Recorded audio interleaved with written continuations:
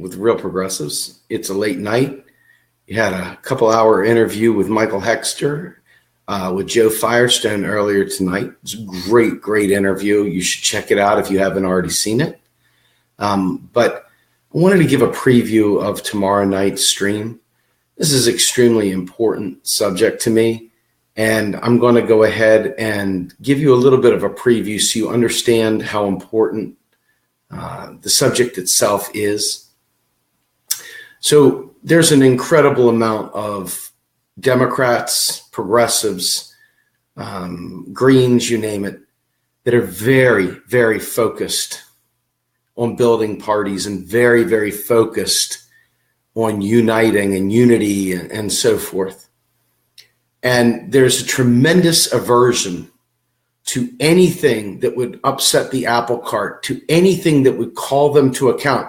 Even as someone that supports the same issues, there's a tremendous fear. When we read the comment section of various live streams or articles and stuff, we see a lot of people out there that are like, I don't like so-and-so. They're a little bit too divisive. They're divisive. They're not bringing everybody together. We've got to come together, right?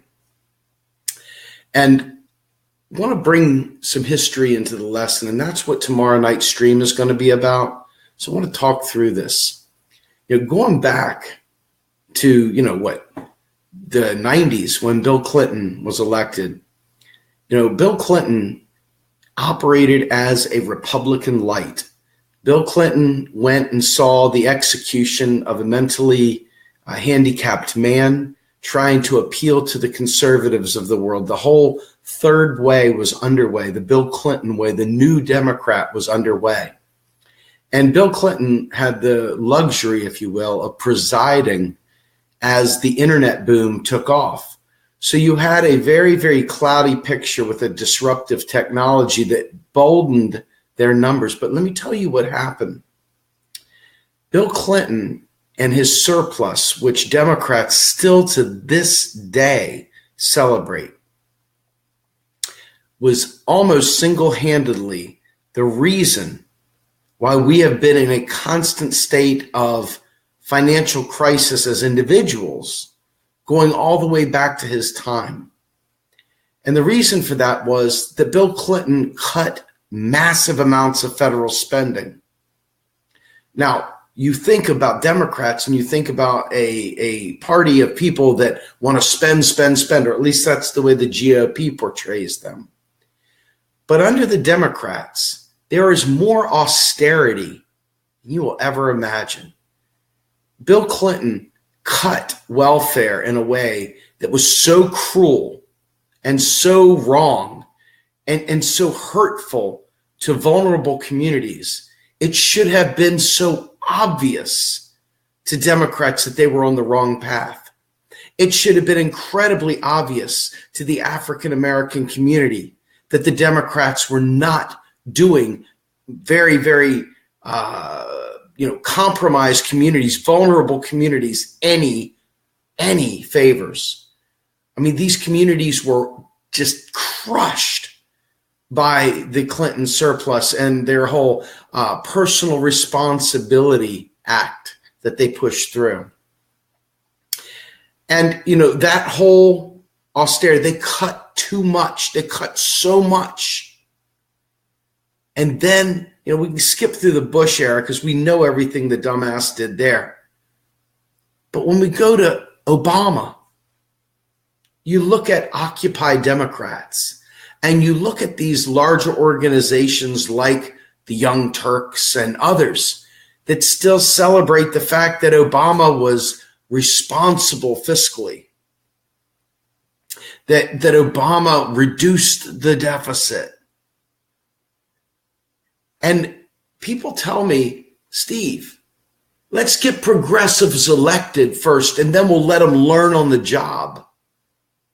Well, we've been doing that for an awful long time, haven't we?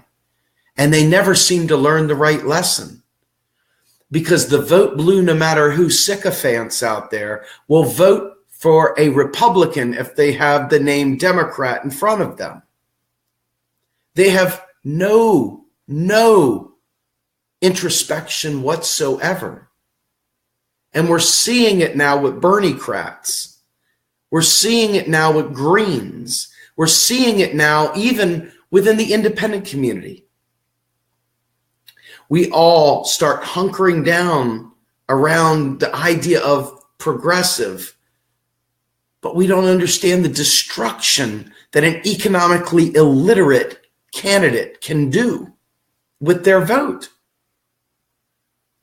Now, the Clintons are still loved and revered by many in the Democratic Party, even with all the information we have about Reagan elections, even the corruption, you name it. But even when Hillary was running against Bernie, she told everyone that she was excited because she was going to bring her husband in to help run the economy. You remember the Clintons? It's the economy, stupid. You remember that?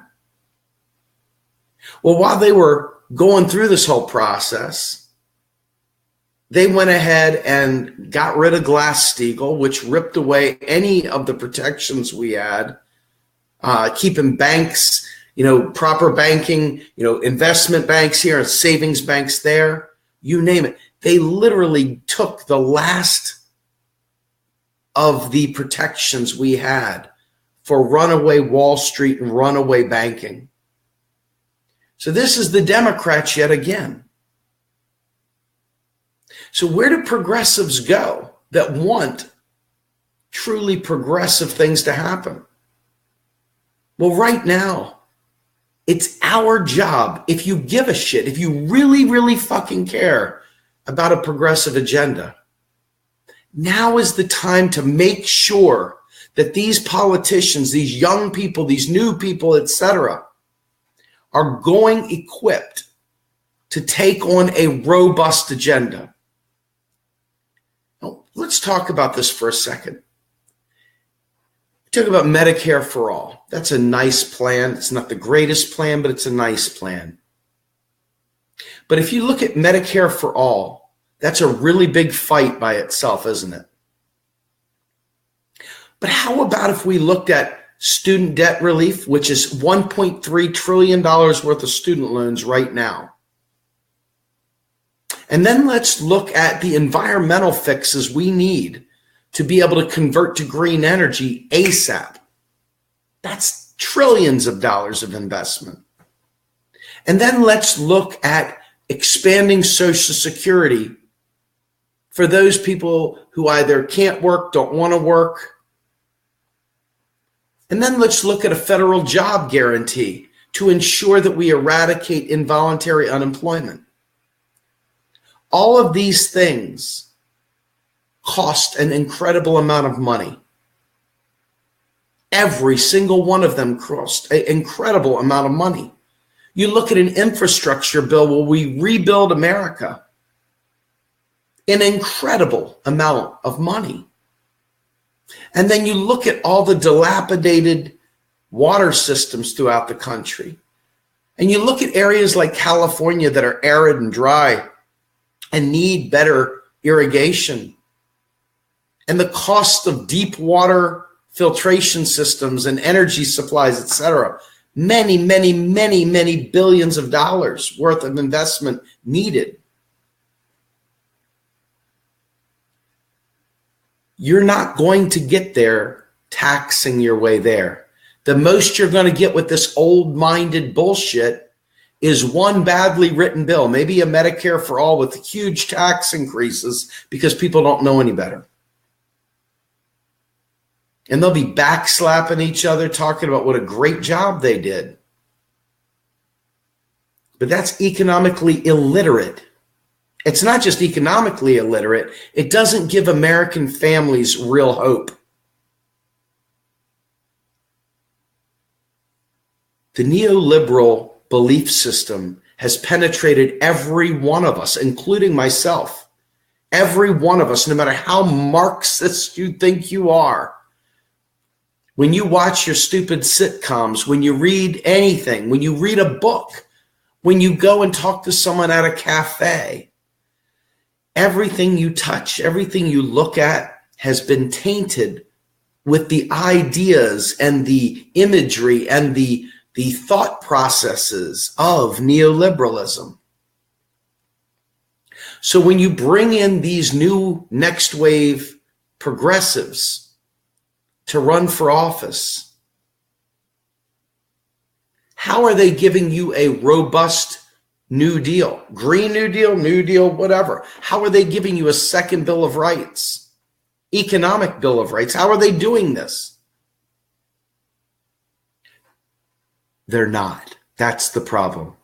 There's none of them that are talking about a bold agenda. Not one of them feels secure to speaking about a bold agenda. Not one of them has the keys to the car to get us there. Not one of them is speaking with the kind of conviction that someone that's knowledgeable would have, except for possibly Tim Canova. But you look at a lot of these mousy opportunists that are running now, or ignorant people that are running. They have a winning smile, or they just know people, whatever. God love them. Thank you for running for office. Now learn some economics. Once you understand this stuff, you don't sit there and go, well, let's go fight for 12, or maybe fight for 15. No, you're talking about a living wage. You see what I'm saying? This is the difference between a candidate that fucking understands economics and a candidate who's just going along to get along with the wave of what everybody thinks. And if that's what you want to support, don't call yourself a revolutionary. Don't. It's just stupid. It's just stupid. It doesn't wear well. It's moronic. No. You're talking about dinking and dunking around the edges and getting us nowhere. And so tomorrow night, when I go live at 8 o'clock, we're going to break down the Clinton balanced budget. We're going to break down the Clinton surplus. We're going to break down the effects of reducing the deficit that it has on regular families. We're going to break down all the factors that prevent us from being able to get out from unnecessary, by the way, student debt. There's no free college waiting for you unless you get what I'm saying. I want to support Democrats. I want to support progressives. I want to support Bernie-crats. Just because they have that title, I'm a Bernie-crat or I'm a progressive or whatever, doesn't mean they have a clue in how to get you what you need. This is serious stuff, folks. You know, I hate the Clintons. I mean, I hate them. With the passion of 1,000 suns, I hate the Clintons. But that doesn't mean that there's still not a lot of people out there that vote. That's the key thing, that vote, right? That like that garbage, that don't want to hear any facts. I swear to God, if I did screenshots of every person out there that push back when I try to save your kids' lives, when I try to friggin' make the country take notice of its possibilities and take notice of what's available to us. If I took screenshots of every idiotic comment you saw come at me, and I did, I take a lot of screenshots because I like bringing it up and showing people. I want them to see it because they think I'm lying most of the time. I don't lie. But I do show people's lies, and I do show their moronic nature because I feel it's important to expose it. I feel it's important to expose when people are not saying the truth. And I think it's even more important when people try to tell me it's not as important to learn economics. And then I watch the stupid shit go around, and then I'm made absolutely validated in spades because most people would be thrilled to death if the Democrats said we're going to reduce the deficit. We're going to reduce it. We're going to cut the debt. We're going to, I'm telling you right now, you're not getting a progressive agenda. You're not. You will not get a progressive agenda with progressives that don't understand economics. I don't care how great a dancer they are. I don't care if they got an excellent singing voice. I don't care if they love their kids. Be a great dad. Now go home and bounce your kid on your knee. But if you don't know economics, that means you can't boldly push for the full Monty, and people have to suffer as a result of that. And it's inexcusable because the answers are right there. It's inexcusable to use right-wing logic about economics when you're a progressive. It is a shame to do that. And yet many, many, many progressives worthlessly talk about the national debt and worthlessly talk about reducing the deficit